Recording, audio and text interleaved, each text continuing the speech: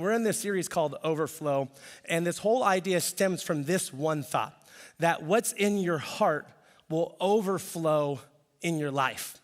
What's in your heart will overflow in your life. And that's a challenge for me, all right? Because I know the things that I want in my heart, but I also know the things that come out of my life. And there is a struggle, I think, with all of us for the person that we want to be and the person that we actually are. The person that we think that we are, and then the person that the reality of everyone else experiences, right? Like sometimes, especially like if you're married or if you have kids or whatever, like there's this version of you that you feel in your heart that you are, and you have conversations go a certain way and you crush it. And then the reality of like real life, how you actually transpire those conversations end up completely different and go a way that maybe you don't want them to. You see parts of yourself that you don't like about yourself. You know, Proverbs 4:23 says this, that you should guard your heart above all else, for it determines the course of your life. I think that's so true. I think that's so true that we have to guard our hearts because it determines the direction of our life. In our society, we train our kids from Disney all the way up to follow your heart. We tell us to follow your heart, follow your desires. But actually, we have to guard our hearts because our hearts can take us down some places that we were never meant to go. God knows the importance of what it means for you and I to guard what's actually in our heart because it determines the direction, and your life will naturally overflow what's in your heart. You don't like some of the things you've been saying? That's in your heart. You don't like some of the decisions you've been making. You don't like some of the choices you've made. You don't like some of the things you've done. You don't like some aspects of who you are. That's in your heart. That's not like a one-off. That's like those are the things that are in your heart, and those things eventually come out. So we want the right things, but we have those times in our life, those seasons where it's like we're constantly filling it with the wrong things.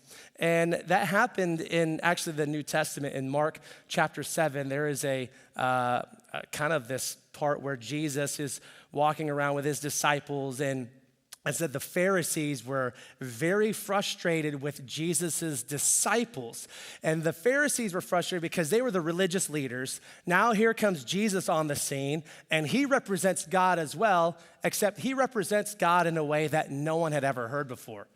God wasn't all about the rules. God wasn't all so like uptight. It was like God cared more about a relationship than he did about the things that we were doing. And the Pharisees were mad because the disciples, it said they didn't wash their hands. Go back to COVID days, right? Like everyone's supposed to wash their hands, disinfect. They didn't use the antibacterial like spray or whatever. And they were frustrated. They said, your disciples are about to eat food and they didn't wash their hands. Now, in this culture, Jewish culture, washing hands wasn't just like, all right, you sing a song, and then you're done and you just wash your hands. Washing their hands meant you would take the water and you'd wash all the way up to your elbows like you were a surgeon. You know what I mean? Like it's like, all right, clear, now I can go eat my wrap. You know what I mean? Like we'll eat a falafel. They're Jewish, right? So they can eat falafels. They eat that, right? I'm just saying it. Someone help me out. All right. They eat some, but you know what I'm saying? Jewish things, all right? Whatever that is. All right. If it was Korean stuff, I could like, kimchi. But they're eating these things and they were not washing their hands. And they were mad at Jesus. How can you let your disciples represent God and they're not even washing their hands? And Jesus comes out and man, he's just so, when you listen to his words, he was honestly just straight up to people who like were punks. He put them in their place. And like for people like you and I who are just trying to do the right thing, he's always so gracious and loving. But to religious people, man, he was honestly very upfront with them and said, no, I don't deal with this stuff well. And he actually said, you care more about the man-made tradition than you care about a relationship with God. This whole hand washing thing was never about the things that we do to show God we love him. It was always about a relationship, and you guys have got it twisted. You would rather obey man-made traditions than you would God. And how true is that? We live in the South. Let's just be honest. There's a lot of things you probably heard growing up that some pastor, some person, someone said to you, some church said, this is the right thing. This is from God, and it's just a man-made tradition. And that became more important than the actual relationship with God. That's what's happening here. And so it says this in Mark chapter 7. We'll start on verse 14. Jesus kind of puts them in their place. And then it says, and Jesus, after he just puts the Pharisees in their place, he calls together a crowd. He says, hey, he called the crowd to come and to hear. And he said, all of you, listen, try to understand. It's not what goes into your body that defiles you. You are defiled by what comes from your heart. Now, verse 16 says this. I like to point this out. A little quick Bible time here. Depending on the version, translation you use, you're going to be like, I don't have verse 16. Verse 16 is missing in the Bible. It's not missing. Maybe you've seen that online before. Like, these are sinful Bibles. They are missing scripture. It's not true. Everyone calm down, all right? Actually, it's a footnote, all right? If you go to the bottom, you're going to find, verse 16's right there. The reason why certain translations do not put verses in there is because of the manuscript differences, all right? Some manuscripts didn't have verse 16, some of them did. So just so you're aware, verse 16 is in your Bible as it is in the NLT, and so it says this, Jesus says what? Anyone with ears to hear should listen and understand. I love what Jesus says because sometimes, honestly, it's just so confusing. He's like, I just want you to know these things. He says it, and he says, and if you have ears to hear, understand. And he wasn't saying like, can you physically hear me? What he was saying was, do you understand what I'm trying to tell you? There's a greater meaning. There's a greater purpose here. It matters more about what you do in your relationship with God than the outward things we can do to show God how much you love him. Which is why, we come to church to be a part of the faith family, to be together with one another. It's good that we should be in services together, worshiping with one another, sharing life with each other. But if you are showing up to church as a way to show God your love, you've got it wrong. We don't come out of obligation, we come out of relationship. And this is what Jesus is talking about here, that what's in your heart is more important than anything else that you do. You can do the right things for the wrong reasons. Your motives matter. So he continues on in verse 17. So he's like, if you have ears to hear what I'm saying to you, I want you to understand. And then Jesus leaves, all right? It was a very confusing message, all right? Everyone's going home like, what was the point of that message? I don't know. This is wild, right? They're sitting around eating pita chips, at lunch. Like, what was that all about? I don't know. Verse 17 says, then Jesus went into a house to get away from the crowd. And his disciples asked Jesus what he meant by the parable he just asked. Jesus said, don't you understand either? He's always like, guys, I really thought you guys would get it. He asked, can't you see that the food you put in your body cannot defile you? Food doesn't go into your heart, but it only passes through the stomach and then goes into the sewer. So Jesus is getting very scientific on us. He's like, listen, the food don't hit you in your heart. It goes to your gut and it goes out into the sewer. All right, but it rhymes with gut. But you know what I'm saying. It's butt. All right, so it's been a couple weeks. Got to give me some grace. All right. He was saying this. Why? Because he was declaring that every kind of food was acceptable in God's eyes. So again, I love these little parentheses and things that were put in later because again, people were so concerned about the kind of foods they were supposed to eat.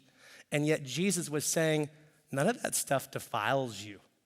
If you like certain things, those things are okay. It's not what you're eating that defiles you. That all goes through your system. And he kind of goes scientific there, biological there for a second. It's like, hey, listen, food just passes through you. Food is just food. sustenance. Verse 20, he says, then he adds this. It's what comes from inside that defiles you. And this is the list we're going to focus on. For from within, out of a person's heart, comes evil thoughts, sexual immorality, theft, murder, adultery, greed, wickedness, deceit, lustful desires, envy, slander, pride, foolishness. All of these things come from within, and they are what defile a person. See, Jesus was very clear that what's in your heart will eventually overflow in your life. And I read this recently, and I thought it was so true that when trouble grows, your character shows. When trouble grows in your life, when you have pressure, when you're feeling the sting of things that are going on around you, the weight of the reality, whether it's financial, relational, at your job, personal matters, health, whatever, when trouble seems to come your way, your character will show and reveal who you really are. In those moments of tension, it's revealed who we are. And I want you to think about that list again. Go back verse 21 and 22. This is so powerful. And I don't think most of us will relate to this list, but we will here in about 2 minutes relate to this list. For within a person, out of a person's heart come evil thoughts, sexual immorality, theft, murder, adultery, greed, wickedness, deceit, lustful desires, envy, slander, pride, and foolishness. I don't want any of those things in that list to be said about me, as I'm sure you wouldn't want to be said about you. Oh, there's Daniel, he's just a slanderer. There's Daniel, he's an adulterer. There's Daniel, he's a murderer. There's Daniel, he's just sexually immoral. There's Daniel, he's so prideful, so arrogant, so whatever. You read the list, and it's honestly a disgusting list, and we would go, yeah, no, I'm good. I don't relate to any of the things you're really talking about. White lie, maybe, but not this. But we're going to see here that this list can be compiled into 4 words, 4 ideas, 4 thoughts that I believe you and I relate to very well. The first one is this: guilt. Guilt. How does guilt fit into this list? Well, you feel guilt from the actions of things that you do. We feel guilt. As human beings, we have been created with a conscience. In other words, a conscience tells us things that are right or wrong. I think there's just like in our human nature, we know there are certain things that are okay and certain things that are not okay. We're all born with that conscience. But for those of us who are Christians, followers of Christ, we have the Holy Spirit. And the Holy Spirit living inside of us gives us something different. It's a word called conviction. And conviction is when you make a wrong choice, and not only is it like, oh, I feel bad about it, but there's this drawing towards, hey, there needs to be something that has to happen for this thing that you have done to now make it right. And I just think if we were honest this morning, here we are, brand new year, what a great time to start being honest, is there's a lot of us in this room who have carried around for a long time feelings of guilt. You might be overflowing with guilt right now. Things that you have said, things that you have done, choices you have made, people you have hurt, things you have taken from someone. See, the thing with guilt, this idea that's associated with is I owe someone. I owe someone. You're guilty because you took something and now you owe someone something. It could be God, it could be a person, it could be a thing or whatever. But now you owe someone something.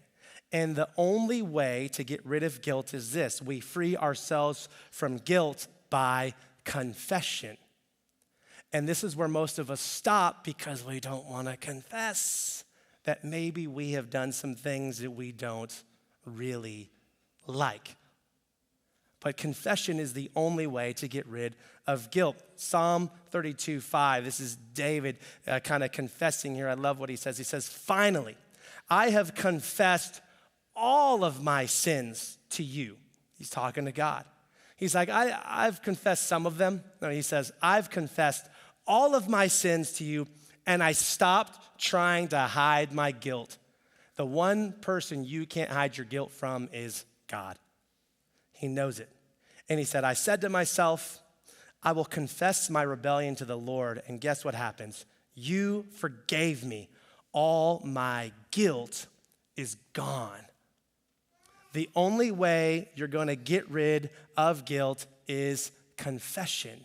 You're going to have to confess. And if for those of you that are saying, you know what, that's cool, Daniel, I think I'd just rather hold on to my guilt a little bit longer. Proverbs says this about you: fools make fun of guilt, but the godly acknowledge it and they seek reconciliation. You just make it right. Who is that person you need to confess to? Maybe they're no longer alive. You might just have to have a conversation with the Lord. You might have to have a conversation with your spouse. You might have to have a conversation with a coworker, a neighbor, a family member, your boss, your neighbor, your child, whomever. You might have to have a conversation and say, I want to make some things right. Because you can't be right with God if you're wrong with people. Guilt. The second thing is this: anger. Now, anger carries this whole weight of someone owes me. And when you look at that list again, you see that there are some root causes of that list, and it's anger. Murder can stem from anger, wickedness, evil thoughts, slander, all of these things, they're coming from anger, this place that someone owes me. Anger is not necessarily sinful. It's what we do with anger that causes it to be sin. Anger's the one emotion you can't get rid of by losing it, right? You can't lose it to get rid of your anger, and yet so many of us struggle with anger. I used to blame it on being Korean. That's what happens when you're a nation at war still. There's a lot of anger, and I can blame it on that, but it goes more so to the fact of what is in your heart. Anger separates you from God and people, right? This emotion. But most of us in the room, the reason why we don't feel bad about anger is because we feel justified in our anger. They did this to me.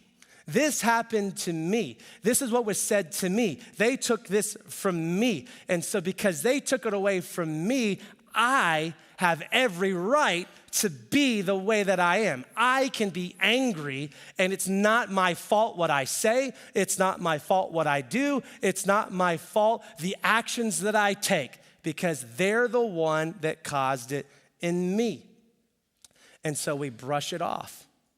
The only way you can deal with anger is to make it right. I love what Paul writes to the Colossian church. He says, make allowance for each other's faults. Wouldn't our society be just so much better if we just gave people the benefit of the doubt? And forgive anyone who offends you, which is where most of us stop. He says, remember, the Lord forgave you, which is where conviction comes in. God has forgiven you of everything you have ever done and everything you will ever do. He's already forgiven you. And so our list of things that God has forgiven versus what someone else has done to us pales in comparison, which is why Paul says, so you must forgive others. See, forgiveness is what cancels anger. The only way you're going to get rid of anger is to forgive. And there are some of us who are overflowing with anger, and it's time that we start forgiving. Here's the third word: greed. Greed. And this kind of word associated with that, we owe ourselves something. Greedy. And when you look at that list again, you can see where greed comes into play, because it's something that we want, so we've got to have it. Have more, want more, never having enough, and however you can get it, that's what you need to do to get it. but most of us don't feel greedy. When you think of greedy, I think of millennials, I think of like Scrooge McDuck, right? Like you think of like that, no one on that, come on, like Scrooge McDuck, come on now, like we're going back. Childhood memories now, right? We think of like there's some greedy people, right? And you think of that, like I'm not greedy like that, because we pick like the worst people who are greedy. But being greedy is more than just money. Show me your credit card statement and I'll tell you if you're greedy. If you spend more than what you make, you're probably greedy.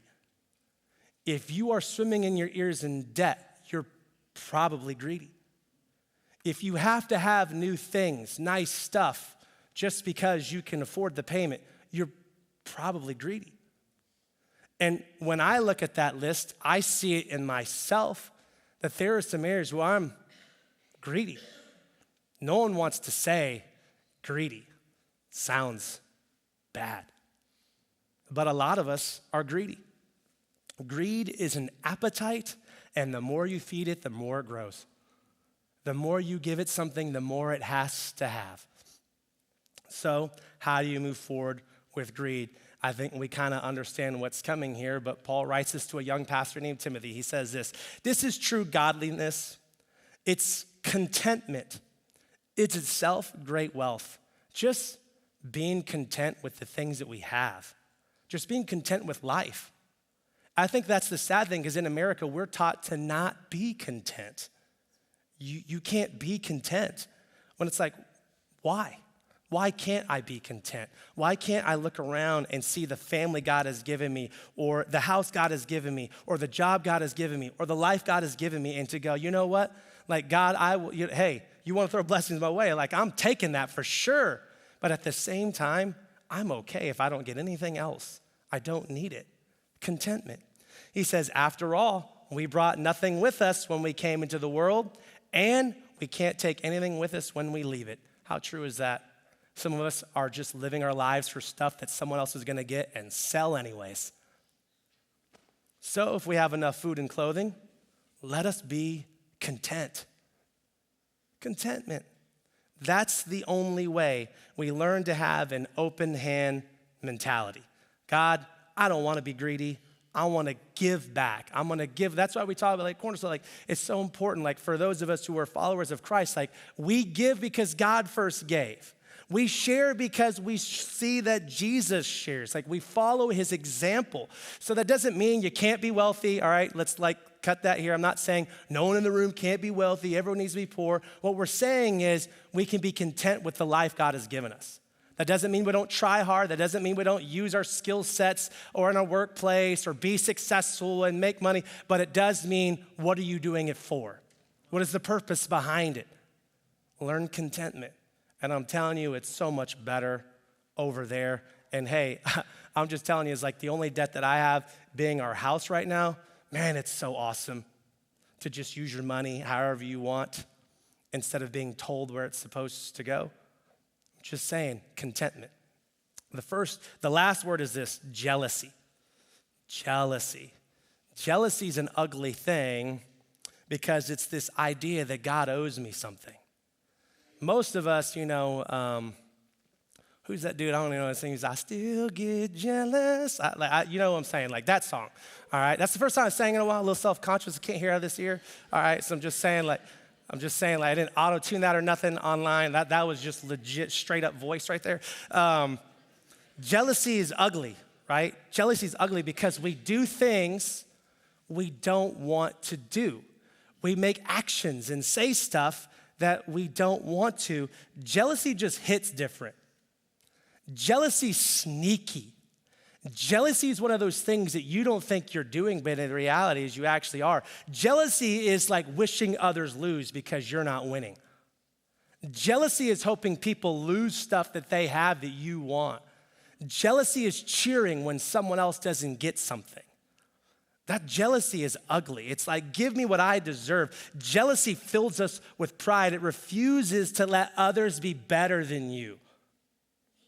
How sad is it that some of us can't even stand someone doing something better than you?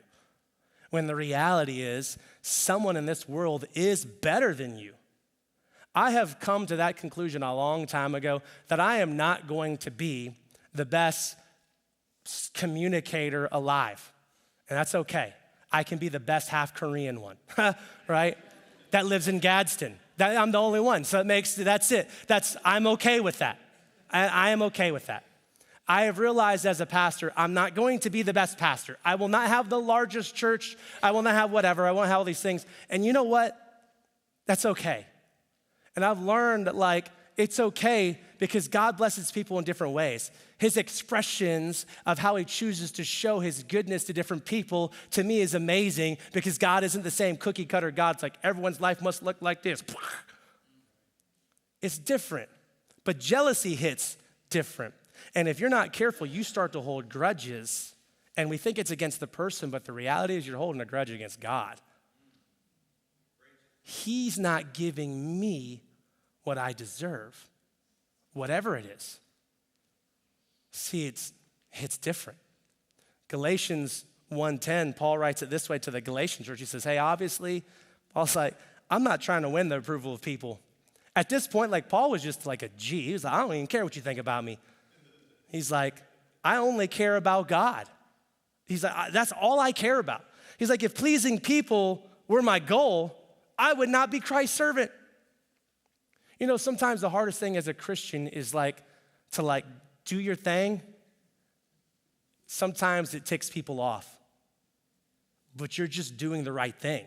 You know, I'm following the Lord. This is what he's called me to do. This is the thing that I have to do. It doesn't matter what anyone else thinks about it. This is what is right for me, and I know that I'm following the Lord. So you stop jealousy this way by celebrating what God has done for others and what God has done for you. Just celebrate it. Go home and celebrate that you have a house. You ever just done that? I'm gonna have a house party, gonna eat nobody, right? Hey, I'm telling you, I'm a couple weeks back, you gotta give me some, we just start celebrating what God has done. If you just look around, you're look at your wife, you're you're still here? Let's have a party, right? Let's celebrate. You're still here. Your kid, whatever, hey, for those of you who have kids, we're just praying about that, right? You know, someone's sometimes they're annoying, but there are people who would kill for that. There were people that would kill for the job that you have. There are people that would kill to live in the neighborhood you live in. There are people that would just kill for the life that you have. So you should start celebrating it. And then when you start celebrating, you don't care what anyone else is doing anymore. I started our church, Cornerstone, sometimes you come here, I don't care what other churches are doing. It's not my job to pastor that church. I lead this church. So it only matters what I'm doing here. It only matters what us as elders do here. And when we start celebrating what God is doing, it feels better. That hits different. You're man, this feels great. Look at my life. I have all these things to be happy for. I got chickens. I got fresh eggs. I never even thought I wanted that, but now I do.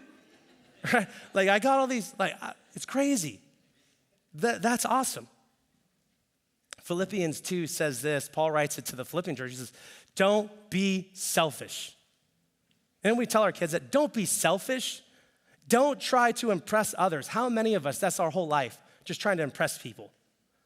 He says this, be humble. Think of others as better than yourself. He says, don't look out for only your own interest. Take an interest in others too. We start looking at what other people are doing and start celebrating that. Man, that's just freeing.